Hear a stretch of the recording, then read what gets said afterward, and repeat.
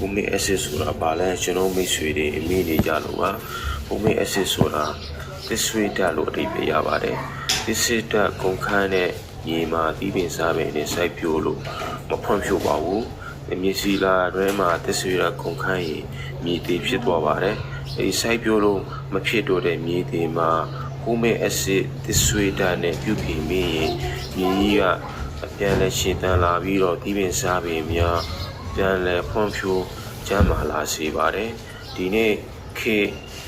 ကျွန်တော်တို့သီးပင်စားပင်တွေထပ်ခါစိုက်တဲ့မြေကြီးကအာဟာရတွေထုတ်ယူသုံးစွဲကြတယ်တဘာဝပတ်ဝန်းကျင်တွေပျက်စီးတယ်ပေါင်းသစီပိုသစီအမျိုးမျိုးကြောင့်ဂေဟစနစ်တွေပျက်စီးလာတဲ့ယနေ့ခေတ်မှာသီးပင်စားပင်တွေအောင်မြင်ဖြစ်ထွန်းဖို့အတွက်humic acid ဆိုတဲ့ဒီသစ်ဆွေးဓာတ်နဲ့မြေကြီးကိုပြုပြင်ပေးခြင်းဖြင့်ကျွန်တော်စိုက်ခင်းတစ်ခုကိုအောင်မြင်အောင်ကျွန်တော်တို့ပြုလုပ်နိုင်ပါတယ်အဲဒါကြောင့်humic acid သစ်ဆွေးဓာတ်